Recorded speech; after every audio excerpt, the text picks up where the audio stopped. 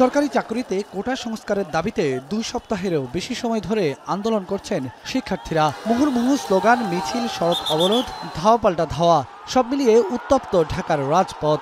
মঙ্গলবার সকাল থেকেই রাজধানীর বিভিন্ন সড়ক অবরোধ করে বিক্ষোভ করেছেন আন্দোলনরত শিক্ষার্থীরা।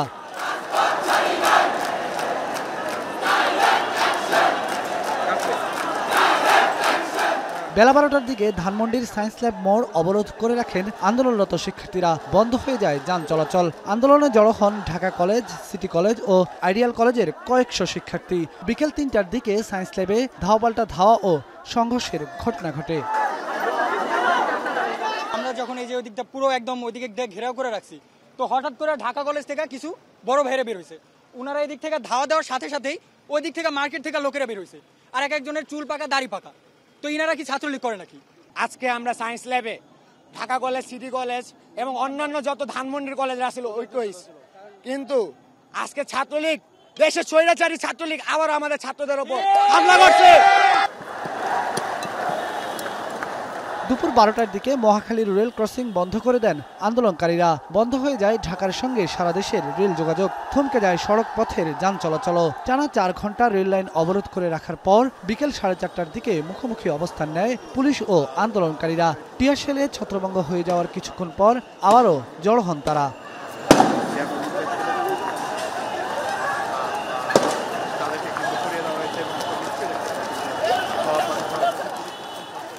বেলা 1টার দিকে মতিঝিল শাপলা চত্বরে অবস্থান নেয় নটরডেম কলেজের শিক্ষার্থীরা। বেশ কিছুক্ষণ বিক্ষোভ করতে থাকেন তারা। অবরোধ করে রাখেন পুরো চত্বর। যান চলাচল বন্ধ হয়ে যায় চারপাশের। আমরা একটি কথা বারবারই বলছি, আমরা সরকারি চাকরিতে 5% কোটা রেখে কোটার একটি স্থায়ী সমাধান আমরা চাচ্ছি। আমরা সরকারকেও আমরা বলছি, আমরা আপনাদের শত্রু নই। সর্বোচ্চ 5% কোটা, যেটা যৌক্তিকভাবে সকলের সাথে, ছাত্রদের সাথে সমন্বয় করে, ছাত্র প্রতিনিধিদের সাথে কথা বলে আন্দোলনের একটা যৌক্তিক সমাধান চাচ্ছি। কোটা সংস্কারের দাবিতে প্রায় 6 ঘন্টা কুড়িল বিশ্ব রোডের প্রগতি সরণি অবরোধ করে রাখেন বিভিন্ন বেসরকারি বিশ্ববিদ্যালয়ের শিক্ষার্থীরা। আমরা কোটার বিরুদ্ধে আন্দোলনে নামিনি, কারণ আমাদের কলেজ এবং বিভিন্ন ইনস্টিটিউশন থেকে না করা হয়েছে। কেন গতকালকে মানুষ হত্যা করা হয়েছে, কেন গতকালকে মানুষ মারা হয়েছে, এটার বিরুদ্ধে। এইটা কোনো সরকার বিরোধী আন্দোলন না, এটা কোনো ছাত্র বিরোধী আন্দোলন না, এটা কোনো কোটা বিরোধী আন্দোলন না। আমাদের ভাইদের উপরে যখন আক্রমণ করা হলো, আমরা রাত্রে আমাদের পরীক্ষা আমরা পড়তে পারি নাই, আমরা রাত্রে ঘুমাতে পারি নাই। আমরা এখানে কোনো ধরনের বিশৃঙ্খলা চাচ্ছি না, কিন্তু মিরপুর 10-এ কেন আমাদের ভাইদেরকে আঘাত করা হলো, কেন? এটা আমাদের প্রশ্ন।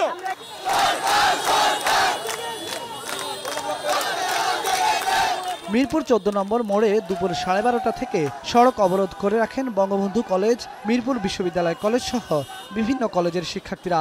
এতে দুই দিকের প্রধান সড়কেই যান চলাচল বন্ধ হয়ে যায়। মিরপুর 10 থেকে মিছিল নিয়ে ফার্মগেটের দিকে রওনা হন স্কুলের শিক্ষার্থীরা। বিভিন্ন মোড় পেরিয়ে ফার্মগেট পর্যন্ত আসলে ধাওয়া পাল্টা ধাওয়ার ঘটনা ঘটে। সংঘর্ষ ছড়িয়ে যায় মেট্রো রেলের স্টেশনের ভেতরেও। ধাওয়া পাল্টা ধাওয়ার পর বিকেল 4:30টার দিকে ঢাকা বিশ্ববিদ্যালয় থেকে কেন্দ্রীয় শহীদ মিনার এলাকায় অবস্থান নেন কোটা সংস্কারের দাবিতে আন্দোলনকারী শিক্ষার্থীরা। হামলা সংঘর্ষে বিশ্ববিদ্যালয়ের শহীদুল্লাহ হল, চানখারপুল এলাকা রণক্ষেত্রে পরিণত হয়। এ সময় চানখারপুল থেকে ঢাকা বিশ্ববিদ্যালয় কলেজ এলাকা দখলে নেয় আন্দোলনকারী শিক্ষার্থীরা।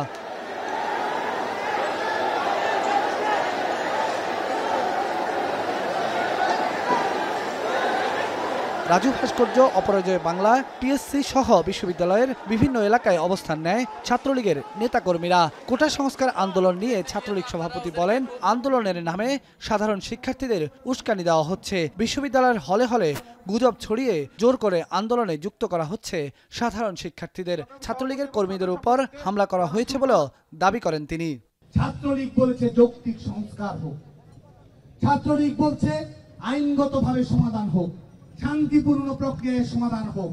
যখন নির্বাহী বিভাগের কাছে বিষয়টি সমাধানের জন্য আসবে, তখন নির্বাহী বিভাগের কাছে বাংলাদেশের ছাত্র সমাজের পক্ষ থেকে আমরা বক্তব্য উপস্থাপন করব।